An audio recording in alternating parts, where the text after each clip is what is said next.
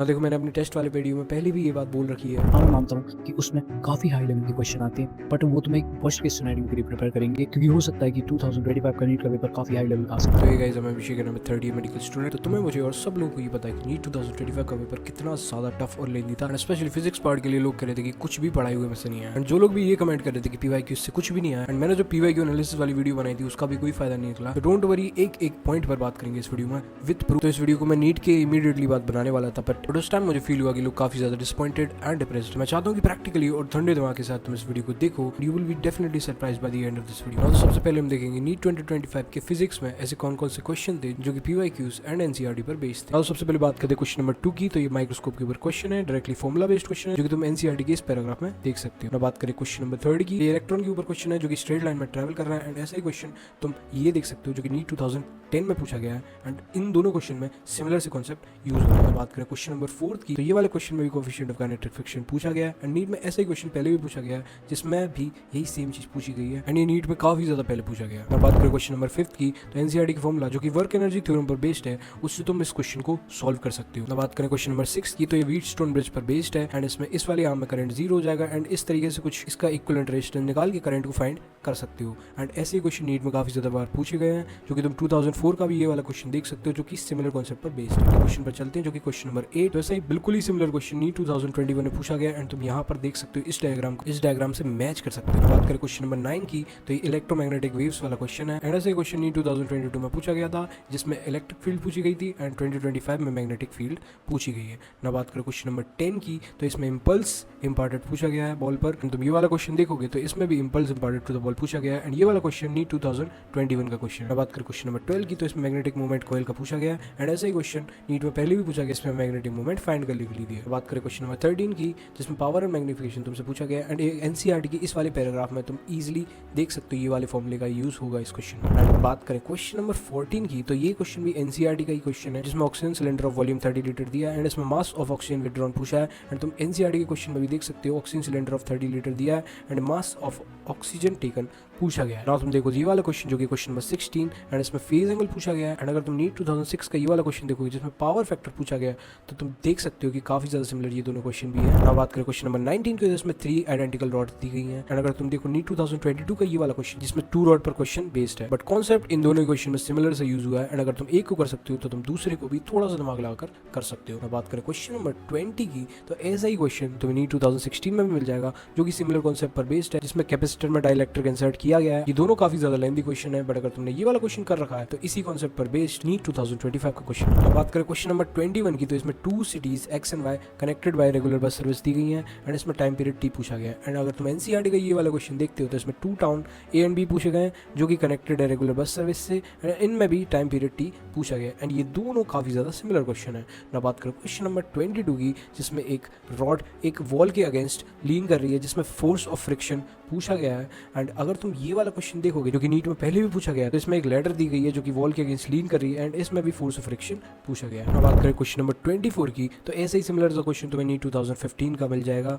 ना बात करें क्वेश्चन नंबर 25 की। तो ऐसे ही सिमिलर क्वेश्चन तुम्हें 2018 का मिल जाएगा। ना बात करें क्वेश्चन नंबर 26 की। तो एनसीईआरटी की इस वाले पैराग्राफ पर ये बेस्ड है, एंड तुम यहाँ पर देख सकते हो। ना बात करें क्वेश्चन नंबर 27 की, जिसमें अनपोलराइज्ड लाइट बीम दे रखी है, एंड अगर तुम नीट 2024 का क्वेश्चन देखोगे तो इसमें भी अनपोलराइज्ड बीम दे रखी है, एंड ये क्वेश्चन काफी ज्यादा सिमिलर एक दूसरे से। बात करें क्वेश्चन नंबर 28 की, जिसमें charge on a sphere q दे रखा है, and force of repulsion between them F दे रखा है, एंड ये चार्ज ट्रांसफर का क्वेश्चन है, एंड तुम्हें ऐसा ही क्वेश्चन नीट 2019 में भी दिख जाएगा जो कि तुम यहाँ पर देख सकते हो।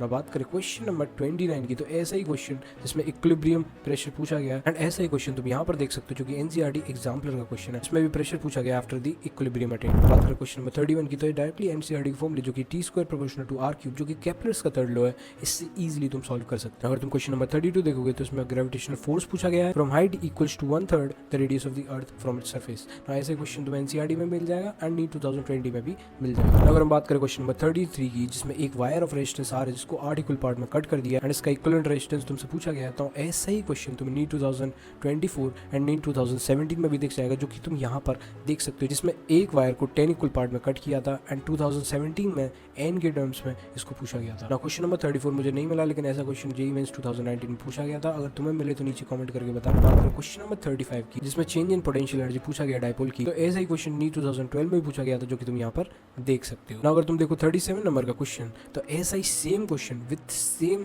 ऑप्शन तुम्हें नीट 2016 में पूछा गया था, जो कि तुम यहाँ पर देख सकते हो। दोनों क्वेश्चन में डीप लॉग वेवलेंथ का रेशियो पूछा गया है। अगर बात करें 38 नंबर के क्वेश्चन में, तो ये फोटो इलेक्ट्रिक करंट वाला क्वेश्चन है, जो कि डायरेक्टली एनसीईआरटी के इस वाले ग्राफ पर बेस्ड है। अगर तुम देखो क्वेश्चन नंबर 39, जिसमें एक स्पेयर में से स्पेयर निकाल दिया गया है एंड बाद में मोमेंट ऑफ इनर्शिया का रेशियो पूछा गया है। एंड अगर तुम देखो नीट 2016 का ये वाला क्वेश्चन, जिसमें डिस्क के ऊपर ये क्वेश्चन था, एंड इन दोनों क्वेश्चन में सिमिलर कॉन्सेप्ट अप्लाई होंगे। अगर बात करें क्वेश्चन नंबर 40 की, तो मुझे नहीं पता कि मैं इसको एनसीईआरटी वाले में रखूं या नहीं, तुम कमेंट्स में बता सकते हो, बट ऐसा ही कुछ एनसीईआरटी के पैराग्राफ्स में भी दिया गया, जो कि तुम यहाँ पर देख सकते हो। अगर बात करें क्वेश्चन नंबर 41 की, तो एनसीईआरटी के फॉर्मूले से हो जाएगा, जो कि तुम यहाँ पर देख सकते हो। हमें एक फर्स्ट लॉ ऑफ थर्मोडायनेमिक्स का फॉर्मूला, जो कि delta Q equals to delta U plus delta W, इसमें तुम देख सकते हो कि हीट दोनों में सेम है एंड इंटरनल एनर्जी भी दोनों की सेम है, एंड हम वर्क को F इंटू एस लिख देंगे एंड फोर्स को प्रेशर इंटू एरिया लिख देंगे, एंड डिस्प्लेसमेंट हमें दिया गया है क्वेश्चन में, एंड प्रेशर ऑब्वियसली दोनों में सेम अप्लाई हो रहा है, एंड तुम इजीली यहाँ पर रेडियस का रेशियो फाइंड कर सकते हो। क्वेश्चन नंबर 42 की, जिसमें परसेंटेज एरर पूछा गया है, एंड ऐसे ही सिमिलर क्वेश्चन तुम यहाँ पर देख सकते हो, जो कि एनसीईआरटी का एक क्वेश्चन है। अगर तुम देखोगे तो ये दोनों क्वेश्चन बिल्कुल सेम है। अगर तुम देखो 43 नंबर का क्वेश्चन, तो इसमें इंटेंसिटी ऑफ पोलराइज्ड लाइट पूछी गई है, एंड अगर तुम ये वाला क्वेश्चन देखोगे तो इसमें भी इंटेंसिटी ऑफ ट्रांसमिटेड रे पूछी गई है, एंड ये वाला क्वेश्चन नीट 2017 का क्वेश्चन। अब बात करें लास्ट वाला क्वेश्चन, जो कि क्वेश्चन नंबर 45, तो इसमें पाइप को डिप कर दिया है वाटर में, जिससे वो क्लोज की तरह बिहेव करेगा सेकंड केस में, एंड इस केस में तुम्हें फंडामेंटल फ्रीक्वेंसी बतानी है। तो ये काफी ज्यादा सिमिलर है इन क्वेश्चंस के, तुम देख सकते हो नीट 2019 का ये वाला क्वेश्चन एंड नीट 2018 का ये वाला क्वेश्चन। एंड इस क्वेश्चन से मुझे याद आया कि मैंने तुमसे कहा भी था कि ऑर्गन पाइप का क्वेश्चन तुम्हें गारंटी इस वाले पेपर में मिलेगा। एंड अगर हम टोटल नंबर ऑफ क्वेश्चन देखें, जो कि एनसीईआरटी एंड पीवाईक्यूज पर बेस्ड थे, तो वो आ रहा है 35 से लेकर 37 क्वेश्चन। ये कम तो मुझे नहीं लग रहा कि होगा, अगर कम तुम्हें लगता है तो तुम कमेंट्स में बता सकते हो, लेकिन 37 से ज्यादा भी हो सकता है अगर तुम थोड़ा बहुत एनालिसिस और करो तो। इसके हिसाब से 140 से 148 मार्क्स, यानी कि अप्रॉक्सीमेटली 150 मार्क्स तुम्हें एनसीईआरटी एंड पीवाईक्यूज से मिल रहे। हो सकता है कि तुम्हें नहीं मानना कि इतने सारे क्वेश्चन आए थे, बट अगर तुम मिनिमम से मिनिमम भी लेके चलो कि 30 क्वेश्चन भी अगर एनसीईआरटी एंड पीवाईक्यूज से आए, तो इससे 120 मार्क्स बन रहे हैं, जो कि नीट 2025 के हिसाब से काफी अच्छे मार्क्स। नाउ नीट के पेपर के अगले दिन किसी ने कमेंट किया था कि भाई पीवाईक्यूज से कुछ भी नहीं आया, एंड तुमने जो पीवाईक्यूज एनालिसिस वाली वीडियो बनाई थी उसका भी कोई फायदा नहीं निकला। ना देखो, मैंने तुम्हें फिजिक्स नहीं पढ़ा रखी कि मैं ये वीडियो बना दूं कि जो पढ़ा है वही आया, ना ही मुझे ऐसे वीडियो बनाने का शौक है। नीट 2025 के पेपर को देखने के बाद मैं भी काफी ज्यादा क्यूरियस था कि मैंने जो पीवाईक्यू एनालिसिस की वीडियो बनाए थे, उनमें बताए गए ट्रेंड्स क्या इतना ज्यादा टफ पेपर आने के बावजूद भी फॉलो हो रहे थे कि नहीं। तो देखो, मैंने वीडियो बनाया था फिजिक्स के ऊपर कि कैसे पीवाईक्यू एनालिसिस से तुम अपनी फिजिक्स को एस कर सकते हो, जिसमें मैंने स्ट्रिक्टली ये बताया था कि प्रीवियस ईयर क्वेश्चन रिपीट नहीं होते। सबसे पहले बात करते हैं सबसे बड़ी मिस्टेक के बारे में जो स्टूडेंट करते हैं, जो कि है we always look for most repeated questions, but let me tell you कि नीट में सेम क्वेश्चन बार बार रिपीट नहीं होता है, सेम कॉन्सेप्ट रिपीट होता है। एंड उसी के बेसिस पे मैंने तुम्हें एक लिस्ट दी थी, जो कि मोस्ट एक्सपेक्टेड कॉन्सेप्ट की लिस्ट थी। एंड अगर मैं उसी के हिसाब से देखूं, तो देखो ये वाले पेपर में ग्रीन वाले जो तुम्हें निशान देख रहे हैं, वो वही वाले कॉन्सेप्ट है जो कि मेरी लिस्ट में मेंशन थे। तुम देख सकते हो पहला क्वेश्चन, दूसरा क्वेश्चन, तीसरा क्वेश्चन, चौथा, पांचवा, छठवा, एंड देन 8 नंबर वाला, 9th, 10th, 11th, 12th,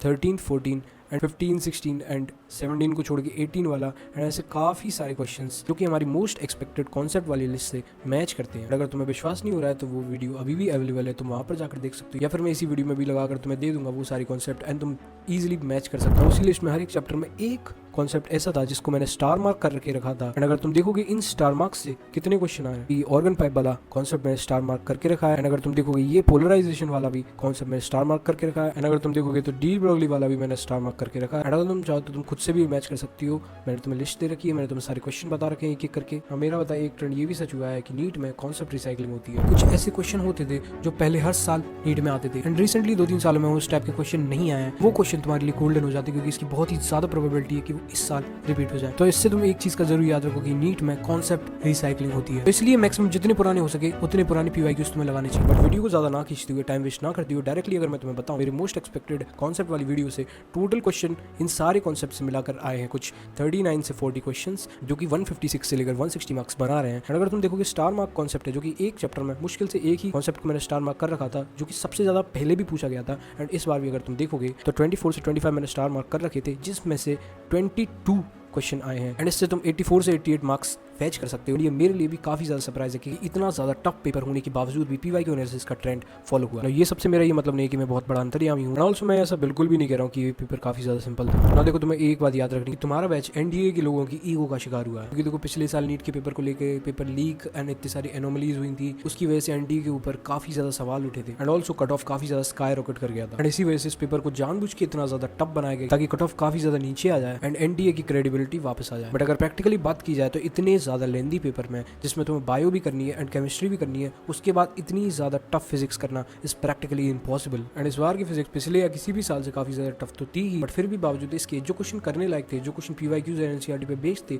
उन क्वेश्चन को भी स्टूडेंट्स नहीं कर पाए, क्योंकि बच्चों को लगा कि सिलेक्शन तो 650 पर होना है, तो हम इतना ज़्यादा कम अटेम्प्ट करके क्या करेंगे, एंड हमें और ज़्यादा अटेम्प्ट करनी है, एंड उससे उनके नेगेटिव मार्क्स भी बढ़े, एंड इतने पैनिक के चक्कर में जो आता था वो वाले क्वेश्चन भी नहीं कर पाए। तो देखो, हम पास्ट एक्सपीरियंस से केवल एक ही चीज़ कर सकते हैं, जो कि है सीखना। तो तुम नीट 2025 या फिर आने वाले नीट 2026 के भी एस्पिरेंट हो, तो तुम इस पेपर से काफ़ी ज़्यादा सीख सकते हो, अपनी गलतियों को सुधार सकते हो, क्योंकि अदरवाइज बिलीव मी, अगर तुम इस एस्केपिज्म में जियोगे कि ये पेपर बहुत ज़्यादा टफ आया था, इस वजह से मैं नहीं कर पाया, तो तुम एक लूप में फंस जाओगे, आगे की नहीं सोच पाओगे।